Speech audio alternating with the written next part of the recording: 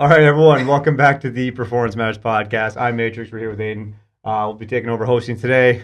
First off, big shout out to our sponsor, PeteMethnerPhotography, the premier photographer in the Niagara region. So you can follow him or reach him at www.PeteMethnerPhotography.com or email PeteMethnerPhotography@gmail.com. Support local, awesome dude. If you're ever looking to kind of get your action shots taken, he's the guy to talk to. So today's episode, I think we're going to dive down into metrics. Right, metrics. I know it's a lot of data. And again, we've kind of been on some episodes and talked about some of these things in the past, but I think we're going to go into a bit of a deeper dive, especially since, I think we've had our kind of staff educational meetings. It's been very informative, very honestly fun.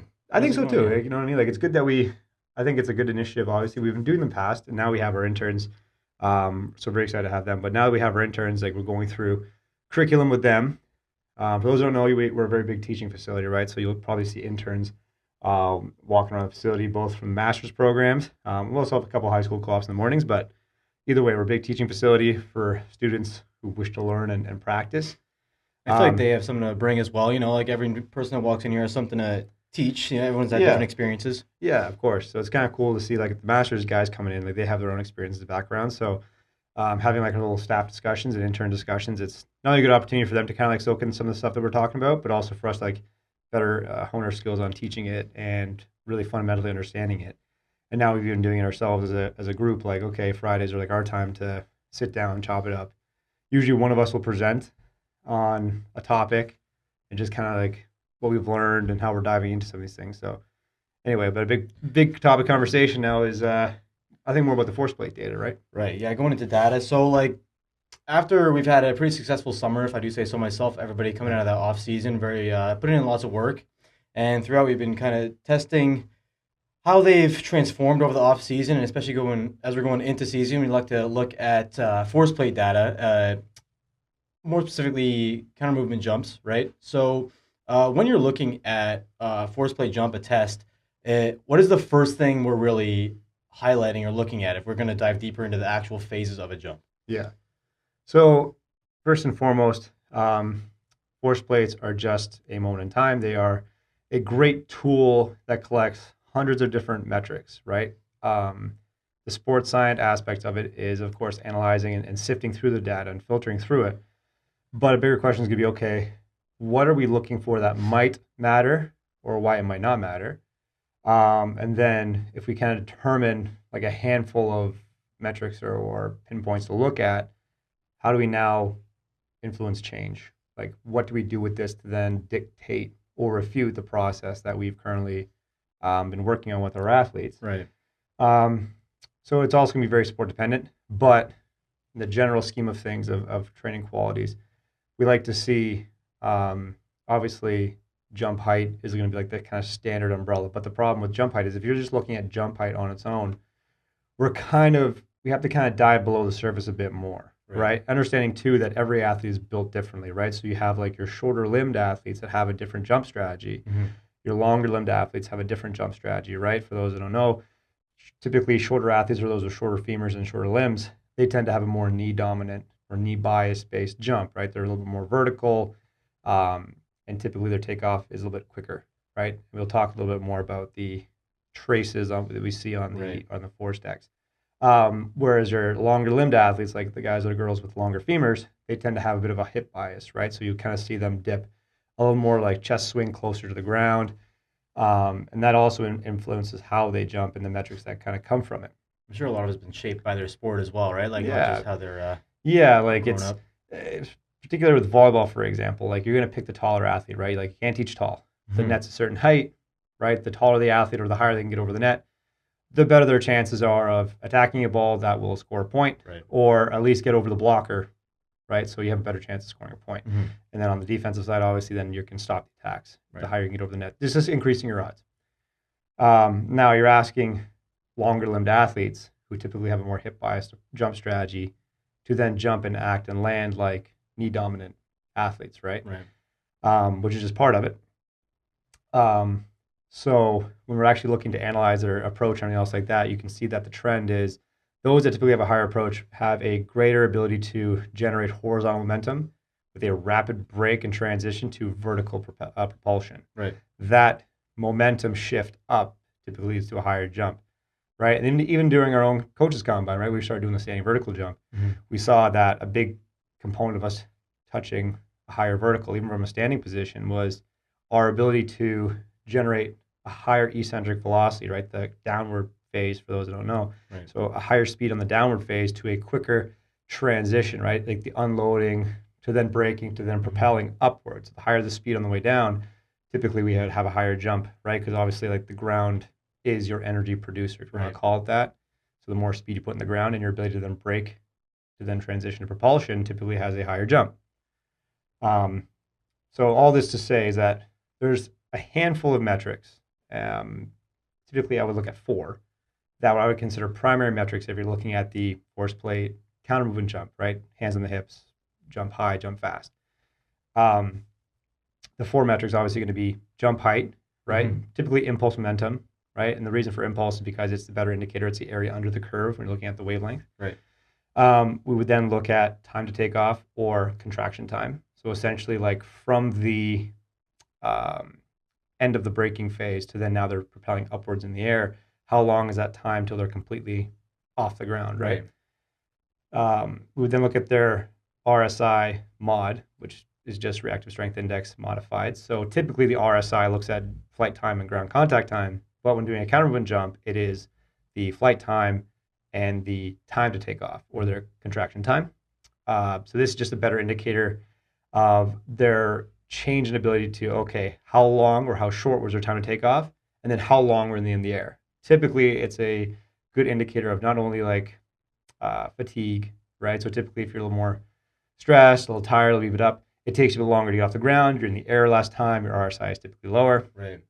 But it's a good, like, reactive indicator, obviously, right? It's a reactive strength indicator. So your ability to kind of transition and get bouncy, so to speak. And the difference from that, from a typical RSI, is like if you're doing like a drop jump, for example, your drop jump is more ankle dominant, right? Because you're stepping off platform, trying to get off the ground quicker. It's more of like the ankle complex, right? Versus like a counter movement jump RSI is more of like the knee complex, right? So there's that one. So you have your jump height, your time to take off, and contraction time. You have your RSI mod, and then you also want to look at the depth, right? So that's my 4 primaries I would look at. So you're looking at the height, RSI mod, you're looking at their contraction time or time to take off, and you're looking at the depth. Why does the depth matter, right? So if all things are created equal, right? Someone that has a deeper squat, that's just taking up more time for them to actually propel upwards. Those that have a more shallow squat. Now, that's not to say that shallow or deeper is better. Like I said, there are different movement strategies, and some things are just better for their sport task. Sport the athlete, right? Right. So that's not to say that one thing is bad or good, right? This is just us taking the red pill and putting another lens on this to look at. Okay. And then, so you're looking at your athlete's jump height, you're looking at their time, all this stuff. All we're looking at those things is, okay, you have essentially your primary metrics, that is an expression of output. So it's like, okay, this is the height that they achieved. This is how quickly they got off the ground. This is their ratio, right, their RSI, that compares their time in the air from their time to take off. And then you're looking at the depth. Okay, that's like all the output metrics. Now you start to look at the secondary metrics of, well, why did those first metrics end up the way they are? Right. So if you're looking at across a bunch of athletes, they all had the same height, right? They had the same height, the relatively same RSI, even their depth. Let's say they're all the same. So you have to ask the questions like, well, how do we now? What makes them unique to then get higher? All things equal. Yeah. How do we now go down the rabbit hole to consider, well, what do we do to make them a better jumper? And again, that's a rabbit hole on its own, because super individual, right? Like everyone's gonna have their own shortcomings that they got to build up, right? Well, everyone's gonna have their own jump strategy, right? So it's like they're all gonna have different body types. So accounting for all that, the next set of metrics you can look at is like kind of like how they got the first metrics, right? How did they get their primaries? Right now, you could look at eccentric duration, like how long did it take them to complete their braking phase of the jump. You could look at net force, right? You look at their concentric force, like the propulsion, how much force they're pushing into the ground. You look at their eccentric force, how much force are they putting when they're braking, right? You can look at the relative peak power, right? So their overall relative peak power throughout the phase of the jump. You can look at their eccentric peak power relative to their body weight. So like, okay, how much force, how much power, right, watts per kilo are they putting into the ground? And then how much overall watts per kilo were expressed throughout the duration of the jump. So now you can start pinpointing another layer of metrics to say, okay, did these things have an influence on, obviously these things have an influence on the absolute primaries. Right. So now you can start to go down that rabbit hole and start to pinpoint, okay, this person has a lower eccentric peak power relative to the people they're competing against. So if we maybe impact that, that might influence the primaries, which will obviously lead to the end goal of I want them to jump higher, faster, get there first, right? So you can see how it's not just looking at one thing as the KPI of, oh, that's all we care about. Yeah, that's what we need. That's what we want. It's a whole culmination of what that athlete is really built upon. It's never a simple solution. It's a complex problem. There's no simple solution to a complex problem, which we've discussed on multiple episodes. Right. But it's how did we get there? How did they get there? And considering again all the subjective variables like what did their strategy look like? How'd they jump? Right? Considering like how their day went, all the stress. Assuming all that's is kind of standard, just for the sake of the argument, then you can use these other metrics to start diving the rabbit hole to figure out which ones may matter to help them get to the end result. That's all that is to say, right? So, again, because the force plates itself take a whole bunch, right? You're looking at a whole 100 and something different metrics, asymmetries, impulse, net this. That's all well and good. And I think a lot of coaches kind of fall in this pitfall of, well, there's so many things, I'm just going to report on everything. It's like, well, the whole point is not just to like report on everything, because you evaluate what is really important, what matters or what might not matter, and explain and rationalize why or why not. Because at the end of the day, like the athletes don't care about that shit. Coaches don't care about that shit. What they care about is did they get there first, and they can do that again against better people. So it's like, okay, if we're going to use the counter movement jump in this example as the KPI, right? Make sure that we make it relevant to the actual thing, the sport they're trying to do. Does this actually matter? Maybe not. It's like, okay, like you could say you're an O-lineman and all this other stuff. Like, does the counter jump really matter? It probably doesn't. But if you're saying like from a broader picture of like general athleticism, we can use that to better gauge where they stand. Right. And we can make a pretty sound assumption that if they improve these qualities that we can measure, it would be safer to say, well, we improve their general athleticism, so this should help them in their tasks that might not really necessarily be involved with jumping, but it can help, support the main tasks that they have to do, so they can do those things better, right? So first and foremost is kind of know what you're looking for, right? Pick a handful of things that might matter, or if they don't, disregard and explain why, and then slowly start to dive deeper down that rabbit hole. Like I said, I have my primaries, I have my secondaries. So that just gives me two layers of security. Like, okay, here's the numbers they got. Now, why might they have gotten these numbers? Like, how do I improve the primaries? Well, let's look at the secondary ones and say if I start to tweak some of those, right, through a good training process, what impact do they have on the primaries? And then you can almost like a little mad scientist in the background. You're just changing dials to see what it does to the other dial and everything else, right? But again, the caveat to all this is like, well, are they competent jumpers first and foremost? Not saying they have to be, but like it helps. So it's like assuming they've had enough, like some practice doing the counter movement jump, right? You've kind of analyzed how they jump, their jump strategy. They understand the cues, because that's another thing we'll talk about. Very important, yeah. Right? So, assuming all those things, then you have better data that you can actually ask these questions. Right. Nice. So. Okay. We talked about a decent amount there. Let's talk about some of the things that you mentioned during that a tangent, I guess. It was a tangent. Yeah, it definitely was a tangent. All right. Just a couple of specific things. So, a little bit more niche, but let's say an athlete is stronger on one leg. Is that really a big deal? Does it matter? Or is that something we're not so much focused on when it comes to the vast amount of information we can collect? Yeah, I think it does matter. But understanding, too, that no human is perfectly symmetrical. Right. And again, the caveat being like, well, how do they move? Like, how's their jump strategies or injury history, all these things. So just kind of taking into consideration the patterns that they've kind of grooved their entire life, whether it be doing a certain sport. Like if you're looking at a baseball player, they probably have more laxity in their throwing arm than they do in their glove arm. To say like, we have to fix that, we're like, well, it's not really about fixing. It's just like, how can we now maybe slightly improve some things to help mitigate potential risk of injury? If one side's juiced up, maybe they're losing some thoracic mobility, doesn't mean you have to fix it. Like what the fuck does that mean to fix it? Like they're human. You can just gradually improve some freedom of movement that they can hopefully control to mitigate potential risk, right? You're just simply lowering their injury threshold. But in terms of symmetry, like we'll tend to, again, jumps can vary, right? Like they might have had bad takeoff, oops, land, okay, I went a little crooked this way, okay, that shit happens. But assuming it was a decent jump, like you try to keep the symmetry probably less than 15%, right? Hmm. 15% is kind of like, okay, like a little bit more on one side, landing, takeoff, Everyone's gonna have a little bit, a right? little Yeah. bit. You're never going to have a perfectly symmetrical jump. It Hmm. doesn't happen. All right. A better thing is, okay, what's your baseline? Do you feel healthy? Do anything hurt, bother you? No, it's okay. Well, that's probably just how you move. Now you could say, well, this would be a good baseline in case something happens down the road, right? You could say, well, let's go. What was your baseline asymmetry? And then compare it to that. It's no different than someone that has an ACL surgery or someone that has a knee replacement surgery. What freedom of movement or what range of motion did they have prior to Hmm. getting hurt or having the surgery? Because it's like, that's where we're trying to get back to. Doesn't mean you get any more. Maybe you'll get a little more, but maybe not, right? Just because like if you never had that freedom of movement, a Yeah. surgery may not exactly give you more than you had before. In fact, I would argue the opposite. Yeah. They tend to err on Yeah. the side of caution. Like you might get 80% range of what you had Yeah. before. No, it's like it's not really at that point all their physical capability. It's mostly mental at that point. Let's say they're fully healed and have trained up that injured limb, hip, whatever. You Yeah, know. there's a confidence to it. Right. There's a confidence to it, but again, it's exposing those relative weak links and gradually building back, control, strength, right, robustness around that range of motion. So when it comes to asymmetry, it's like, well, again, does this matter? Why or why not?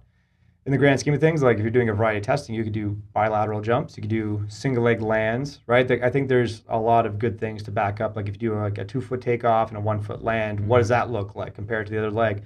The more in depth the more, I guess, holistic battery of testing you decide to run, Right. you just have more things you can compare to, right? So, but that's for the individual athlete. Now, if you have a wide range of battery tests, assuming logistics, like you have the time, you can run through a team of 20, 30 guys or girls Right. and do the testing for everybody. You have like almost like a baseline test. It's almost like that initial like concussion protocol. Like, okay, you passed it. That's our baseline to go back to. Right. Now, if you do like all those variety of tests, you can say, okay, great, that's your baselines for the team. And you can say, okay, which are my starters and like who jumps the best, who does this, like whatever KPIs are relevant for them. Hmm. You can say, okay, now do these battery of tests see a correlation like, oh, the top 6 guys or girls, actually these things all are top of their group, right? And you can go down the secondary ladder of metrics and be like, okay, well, why were they the top of their group? What did we notice any trends in the secondary metrics? So then you could actually draw some conclusions possibly from your data pool, right? Of course. But Depending on the amount of data you can actually collect from a variety right, of athletes. but most times it's just not practical. Yeah. Like we can't spend 3 hours and just test, Mhm. and then come back test. It's not practical, right? So again, it's kind of picking a handful of what matters, what testing matters. Because again, you could say, I want to do the counter jump test, I want to do the single leg land, I want to do the drop jump to one leg, take the squat to miss. It's like that alone would That's take crazy. hours, Yeah. right, for a smaller group. So it's like it's not practical. So you say, okay, well, in this example, the counter jump's a pretty normative standard. What can we derive from that? And then if we need to go down further battery of tests, what one might be appropriate based on the trends we're seeing, right? And also what KPIs you chase, right? Because again, like if you say, oh, I want to do a counter jump, 2 foot takeoff with a 1 foot land, okay, what relevance might that have towards the sport of basketball, which there is data to say now that that's looking pretty prominent. Like, oh yeah, if you have that ability to take off on 2 legs, land on one, Right. good stability, like time to stabilization, you have good impact force and braking force and everything else. Oh, okay, that's a pretty good thing because that, you're able to handle, you're taking off on 2 feet, you're able to handle landing on one. Right. Cool, that says a lot, especially when you're going for a rebound or Of course, battling yeah, for a yeah, ball. yeah. Right, so it's just, Probably again, relevant. yeah, you can pick some things that matter if it's practical for you. And then again, you can go through that primary and secondary list of metrics and say why or why not. Mhm. You know what I mean? Right. So in terms of the asymmetry thing, yeah, I think there's something to it, but I would not just be like, oh, bad or good. It's like, well, what was their baseline standard? Is that normal for them? And maybe you can tweak a couple things. Okay, well, this gives us an idea of maybe we should work more on this unilateral pattern for a little bit. Maybe this will move the needle closer to quote unquote better symmetry. Um, but again, like that's just more of like the putting hay in the barn, keep them robust, just in case type thing. It's not like I have to fix this. Like we got to get that. I'm gonna fix them. Yeah. Yeah. Bullshit out of the air because you're not fixed. Like they're already doing the thing they do. It's almost like you have a fresh sheet of snow when they're kids. You have this fresh blanket of snow. They're doing this sport. Like it's like just driving a car in the same tracks in the snow. You're grooving the patterns in the snow. And then now you're trying to course correct. It's like, well, remember they drove this pattern because this is what's making them good and unique. They've been doing that, yeah. They've been doing that, right? You're simply just trying to expand the guardrails a little bit more versus like I have to fix them, go over here, but now we're kind of off task of what might matter. So it's kind of this balancing act, this holistic approach of, okay, how do we keep them doing the things they're good at, minimize the things they're bad at, right? So how do we kind of build that and then optimize this? You know what I mean? Right. All right. good. So, let's say an athlete, they are competent, they are able to express the primary metrics that you're looking for. So, what would be the biggest mistakes you see when coaches are trying to run? It doesn't matter if it's a counter movement jump, any kind of jump test on force plates. What do I see like the biggest issue, like the Yeah, biggest struggle? Well, I think like any coach is playing around with force plates. And again, we've been playing around them for a couple of years now. right. I think you just have to be comfortable standardizing, like standardize your protocol, Hmm. right? And there's a lot of resources. Usually, when you get a set of force plates, force decks, whether it's Vault, Hawkins, what have you, they kind of have their instructions and how to kind of run it better. Because again, like these software companies are collecting data and data, like the data that we collect, like it's sent to their software. So Hmm. they're almost like compiling normative data for their own selves, right? So the better the quality of data, the better normative standards you can compare with. So assuming like you read the instructions, okay, there's kind of like a normative standard protocol for these things. It's just making sure you literally standardize and cue the same way with everybody, the same Right, way. Because right. again, now if you want to talk about queuing, because I know we touched on it earlier, queuing has to be consistent. And we've seen Much like this. any test, reliable testing. Yeah, we've seen this where if you cue an athlete, let's say you're doing the counter jump, you cue them to jump high, it changes their jump strategy, it changes their force trace. Right. You tell them to jump fast, it changes their jump strategy, it changes their force Hmm. trace. So it's like, well, knowing that literally the two words I just said change the outcome. What do I want to see out Of of course, this? you can say those things, but it's got to be consistent. It just has to be consistent. Hmm. So as long as you're consistent, you can manage expectations from there, right? What is the goal? Hmm. Do you want them to jump high or do you want them to jump fast, knowing that it's going to be give and take on either thing? And that's how they're going to interpret it, right? Or do you standard like, I want you to jump high and jump fast? Or do you say, I want you to jump fast and jump high, right? It's like whatever you decide to say, just make sure it's consistent across the board. So that way you have less skewed information to kind of go back to. Right. So I think some coaches might not be very standardized with the protocols, which now we're just collecting quote unquote bad data, right? Right. If you want to call it that.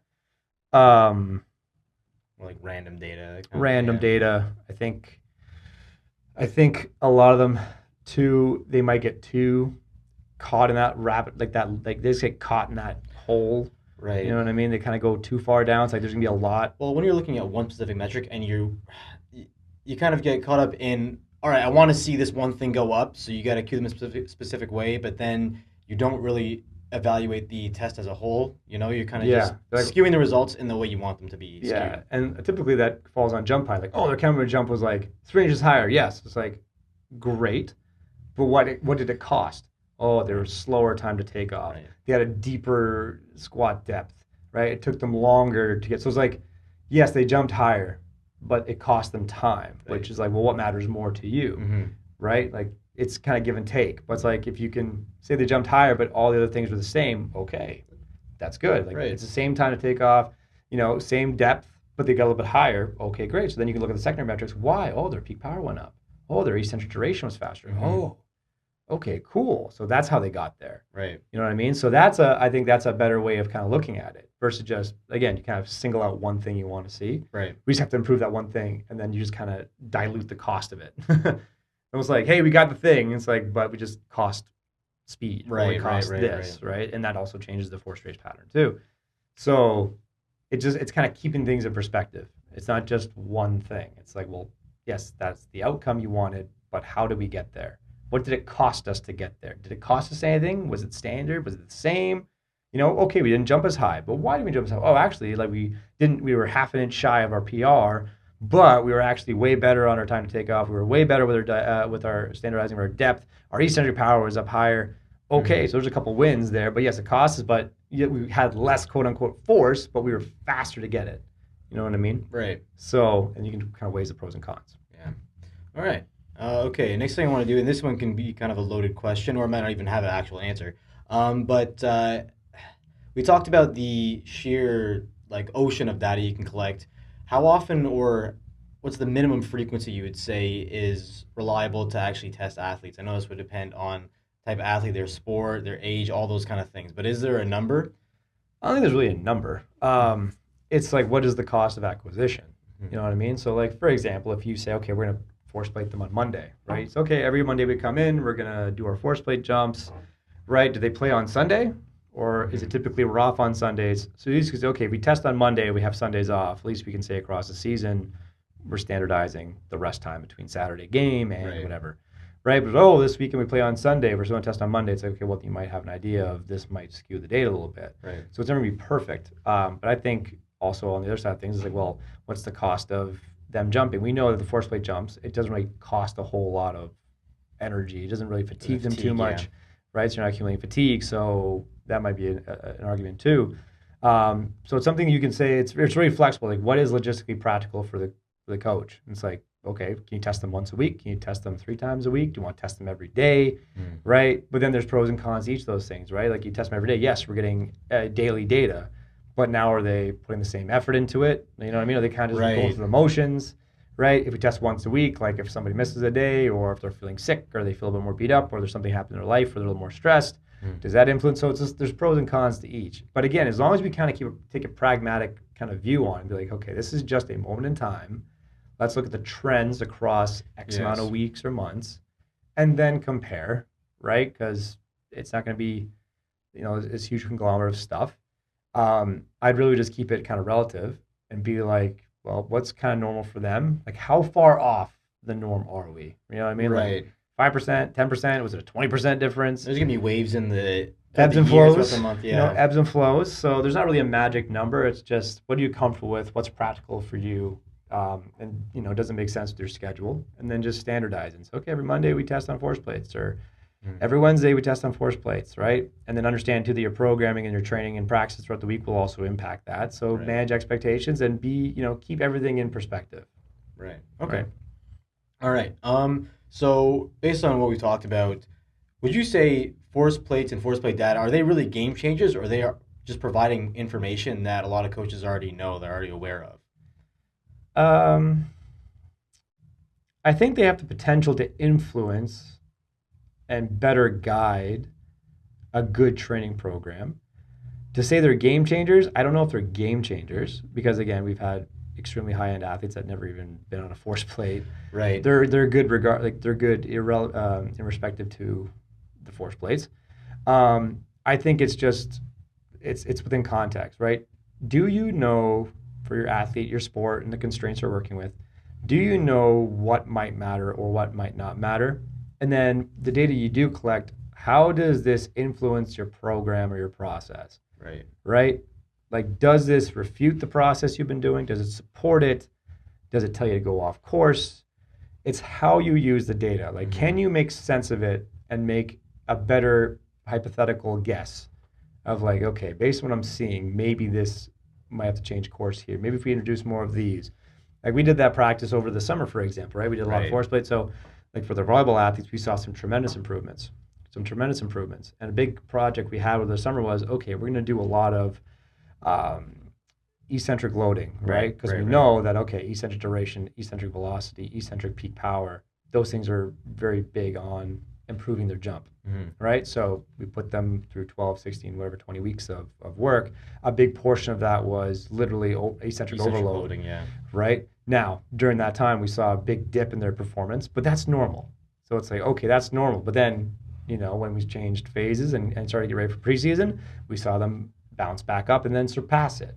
It's like, okay, so you're okay with that dip, right? So, I'm kind of circling back here, but so you're doing all those things to have a better indicator of what you're chasing. For me, it was, I want to improve their eccentric utilization ratio, essentially their strength deficit, to go from a more concentric ratio to that more of elastic ratio. And so we changed a lot of them, went from probably like 0.9-ish, right, ratio. Now we're hitting like 1.05, 1.1, 1.15, which from what we know is like a higher eccentric utilization ratio is a more springy athlete, a faster twitch athlete for that particular sport. It's like, okay, so like the 12 or 16 weeks of work where we actually did all those focus points using the data, we saw a change in the ratio that we were seeking to see change in. Is that all to say that it was because of that? I don't know, but I have a pretty good guess that it had a pretty good impact, right? So that's how we use the data to kind of get closer to what we wanted, but we kind of knew what we were looking for. You know what I mean? Like, we kind of knew what we were looking for and then implemented the program. It's really just kind of like your, I guess, I don't want to say checklist, but you're checking to see if what you're doing is actually doing the thing. Yeah, you're cross-referencing to say, how close are we? Like, okay, if I'm going to put this super maximal eccentric 6-week cycle in front of them, over the 6 weeks, I'm very likely going to expect them to see a dip. Right. in performance variables or KPIs that I would maybe, get frustrated, like, oh my God, my jump is down. It's like, that's okay. It's supposed to go down right now. Right. This is okay for it to go down right now. You're in a very heavy workload. Like, it's okay to go down. Mm-hmm. And then weeks later, when they go back to that propulsive phase, now they're surpassing. Like, Right. oh, good. I feel good now. It's like, yes, but that was the goal. You know what I mean? Right. So it's kind of understanding more of what you're looking for and then saying, okay, what things might matter? Let's put them into practice. Accept the risk of we're probably going to see a detriment first, like anything else. Right. And then we see that super compensation. But you have to kind of know a little bit more of what you're looking for and why it might matter. And take your best guess. And if it doesn't work, at least you'll have the data to be like, well, I tried the thing I thought would work. It didn't see the results I wanted. And then you can go back and ask better questions, why or why not? Mm-hmm. What would you change? Da, da, da, da, da. Right. Yeah, I think that goes kind of back to our frequency of just like how often you're testing it, if you're actually making a difference with the amount of times you're testing. Yeah, I think our athletes are released in the summer testing either every day or they're testing 3 times a week at least. Right. On different days. Mm-hmm. So typically on Mondays they had pretty good outcomes because they had Saturday afternoon, Sunday off. Right. So Mondays were always a good day to kind of just, you kind of standardize the Monday day. Mm-hmm. And then during the week, you see some dips and ebbs and flows. And there's always things that come up where like the athlete cannot test on their design, like their actual day. Like let's say, I don't know, they felt their hips were wrong, and then maybe you decide, hey, that's probably not the best day to do the test because you're not going to get the most out of them. Yeah, it happens, right? Like those things happen. I think just being transparent of expectations can help them, right? And again, they're very competitive. Athletes are great compensators. They're great competitors. Mm-hmm. So they're always going to try their best, and they're always going to want to beat and compete, which is great. But again, you can't let it go the other way now where it's like, oh, I had a bad day. Now they're discouraged. It's like, well, no, we expect this to happen. Right. It's like, this is okay, right? Proceed forward. This is okay. Mm-hmm. Kind of reaffirm that. But yeah, like it just goes back to, as a coach, you have to have like a better understanding. That takes time. Like read up, learn, practice, and then you'll get closer to kind of the things that may or may not matter, then test it. Literally, just do a beta test and see what happens. Right. So, all right. Is there anything that you feel like is lacking when it comes to the amount of data you can collect, or is there like a certain metric that you wish was more represented? I don't know if there's a certain, because again, I myself am still trying to figure out what matters and what might not matter. And I think we're getting close to the mark. Right. So to say like, oh, I really want to see this or that, I'm not too sure yet. It's like until they kind of come up with something, or we kind of figure out like, man, like I haven't seen anything where I'm kind of missing something. Right. Because again, force plate data is still relatively kind of new. Like it's becoming more accessible, so Right. it's still kind of relatively ish new, if you want to call it that. I think it's just the more that coaches use them, play around with them, and they ask better questions, I think the force plate companies and everything else like that will eventually start to, okay, let's put this in the mix and see if this battery testing makes a difference and see those metrics. We're just essentially it's like you can test everything you want. Like there's 100 different metrics. We don't really know what matters yet. But go ahead and practice and let us know if you find something that may or may not matter. Mm-hmm. Now you have like conglomerates of coaches like saying, oh, I've seen a good improvement with these things. We're looking at these things doing this program. Okay, so then we start focusing on that. And we just kind of have these little patches now of these conglomerates of people like starting the bigger picture, right? They're still like just practicing and then giving feedback, right? So for me, it's like, okay, well, we've looked at the 4 primaries, looking at the 4 secondaries. And like, okay, that's a pretty good starting point. We're kind of going to hammer on that. Now it's cross-referencing them with other tests. Like, okay, like what's the correlation between counter movement jump force plates to like IMTP, to their sprint time, their broad jump, blah, blah, blah, blah, blah, right? So you're trying to see how much relevance there is for these athletes and their sports. But it's kind of like you have to go down that rabbit hole and just continually reevaluate. Mm-hmm. All right. So I don't know if there's anything really missing. I haven't, come across anything? I don't think there's anything I've come across. Like I said, I think that was cool that Hawkins put the 2-leg counter movement jump to single leg landing. I thought that was a cool implementation. Right. I wonder if Vault could ever get one of those in their software. And then I want to play around with it myself and say, okay, what would this be? You could even look at the athletes. Okay, here's the athletes that have some pretty good jumps. I wonder what this would look like for them and see what their numbers would be. And you can just keep loading them on. Then you have a bigger normative pool you can compare to and say, okay, like this actually does as a correlation to this. Or this is a correlation to this. I'm seeing it parallel over here. Those that have like good peak power and like a jump height over here actually have really good single leg braking on this side. You know what I mean? Then if that's the case, then we can look at the differences in left versus right asymmetries a little bit better. So, right. It just depends. Now, when you're testing athletes, the data, let's say you're looking at the correct data, let's say you're trying to evaluate the right primary metrics, does that affect the timeline of which you're training certain qualities of the athlete, or do you feel like they should be training things that they're best at earlier on, later on. Yeah, so this is where the practical implementation comes Right, in. right. If we just play fantasy and say, okay, we have complete freedom with time, we have complete control of the practice schedule, we have complete control of the recovery cycle, then you could have a bigger canvas to then piece these puzzles really close knit together. But we know that's never going to happen. Right. So it's kind of like, well, how do we now balance I have to work on these weak links, but then I also want to help them maximize what they're good at for when it matters. So then you have to consider all these other variables. Like, okay, what's their practice schedule in the week look like? What's their big games on the calendar look like? Right? Because like, yeah, I want to spend 3 or 4 weeks, building our weak points, right? Right. We've kind of learned about the kryptonite, right? Yes, Like yes. kryptonite, like we call it adaptation versus optimization, or floor versus ceiling, yeah. or adaptation, function expression. Mhm. They're all kind of saying the same things, right? Essentially, adaptation is like your floor work, right? Right. It's your kryptonite. What are you bad at? What is the bare minimum, Mhm. right? Your ceiling, which is like your expression, your optimization, that's like your superpower. Like, this is Right. what I'm really good at. This is what makes me great. I'm comfortable doing these things. I'm good at these things. I want to keep maximizing these things, right? So it's like that balance of the more weak points I expose and the more time I try to put towards working them, it's going to come at a cost, because now I'm going to be maybe a little bit more sore. It's going to take me longer to beat up. These things will take some time to adjust and adapt to. But at the same time, you're going to ask them to perform on the court, and you have to kind of balance the expectations of practice. Right.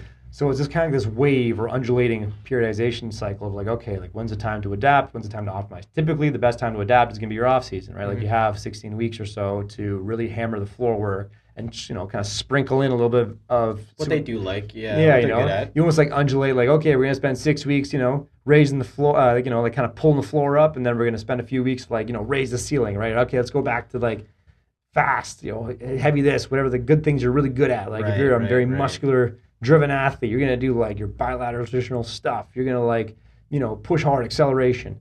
Right? If you're a very springy athlete, maybe your superpower is like, okay, I'm very bouncy, like unilateral stuff. I like plyometrics. I'm very good at speed and quick and shit, right? But they're not so good at the other stuff. So it's like that's kind of where you just kind of, switch them in. I like that because it kind of keeps them focused as well. Like they're doing the things they're better expressing at, and they actually love that training more, and they understand how they have to put in that kind of gritty hard work they're not good at to actually, Yeah, it kind of get makes it fun. treated. Yeah. It makes it fun, right? Like there's so many ways you can kind of, articulate what you want them to focus on and kind of picture, paint that picture so they kind of get the buy into it. Yeah. From our end, it's like that balance of like, okay, I need to work on these things, but it's going to come at a cost. Like the performance metrics will likely go down because this is the floor work that it's going to take us longer to regenerate from. But when they do regenerate, we have more room to now raise the ceiling, right? You pull the floor, you raise the ceiling. You pull the floor, you raise the ceiling. It's like this little staircase model, right, of us just continually stacking the variables to go the right direction. It's now like, well, when do you do it? And is that the luxury you have to do it? So a lot of times you might be spent in like this concurrent cycle. I'm going to try do a little bit of this, do a little bit of that, and you kind of just like fine tweak that. Is it optimal for the maximal amount of improvement? Maybe not. Probably, maybe not. There's probably more we could have done, but that's just the logistics of it.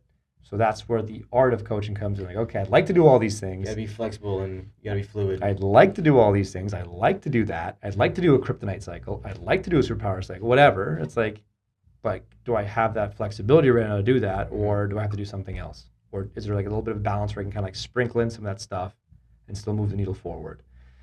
So, it's literally just a rabbit hole of balance in the chaos. Right. You know what I mean? And there's no right answer. There's no right answer. Rarely is. You know what I mean? Like we call it adapt. We call it optimization. Some call it kryptonite. Some call it superpower. Some call it weak points. Some call it strengths. Right? It's just whatever way you want to bucket it. Right. How can you dose in a little bit of what they need while making sure that we're not taking away from what makes them great? Right. Right. Okay. That's most of the questions we wanted to go over. Is there anything else you wanted to talk about or feel like you need to talk about force plays data? No, I think it's a very cool evolving thing, sports science, and I like how it's becoming more practitioner based. Like sports scientists are like on collegiate teams, pro teams, right? And then they kind of communicate with like the strength conditioning coaches. But it's kind of nice that we have a lot of strength coaches that have readily accessible force plates and everything else that they can start to practice and implement right away.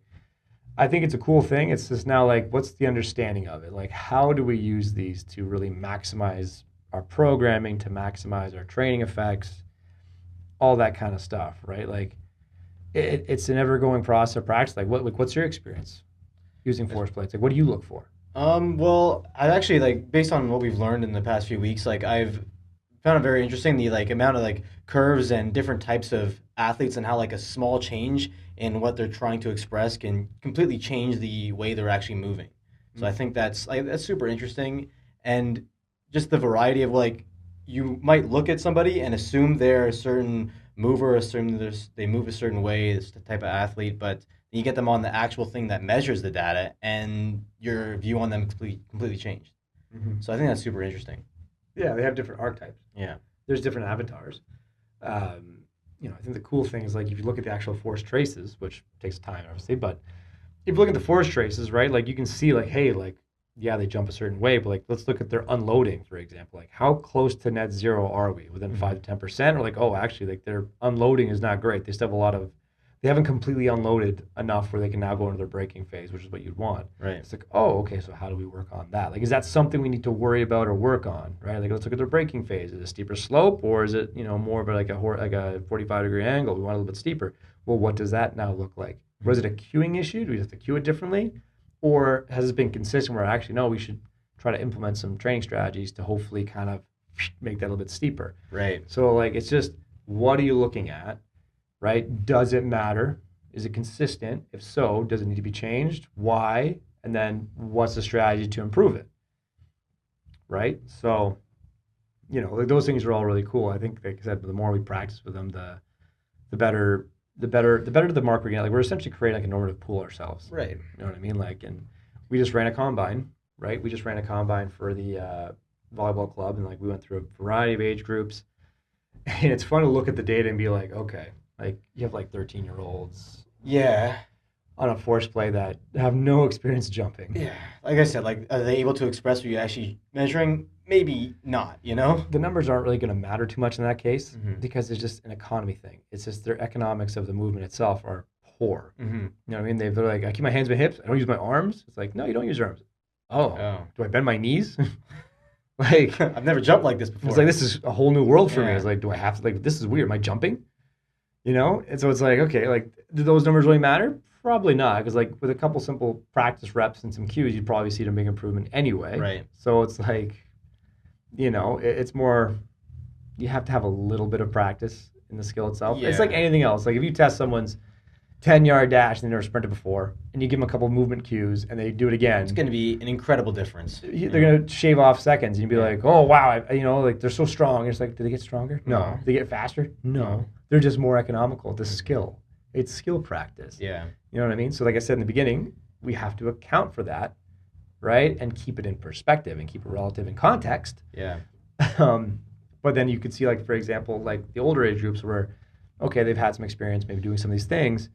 We can have a better analysis of these numbers, right? So it's like looking at 16U, you see like a couple standouts. And like, Yeah. oh, okay. So like you see, like I remember like we were doing the stations, I saw a couple on their force plates. I was like, oh wow, that's actually they had some good numbers on Look there. for some unicorns, right? Yeah, all of a sudden you look at their approach, and like they probably had the highest approach. And you're like, oh wow, they did. You're like, oh, okay. So maybe there's a correlation. Like they had a pretty athletic person, like Right. because this person the same height as them, had lower numbers in the plates, and they also had a worse approach jump. You're like, oh, well, maybe again accounting for skill, but assuming they Right. have the same skill, I think they had more experience on an approach jump than they do on a force plate. Right. But still, we can see there's a correlation there. Hey, if you have a higher countermovement jump, you tend to have a better approach jump.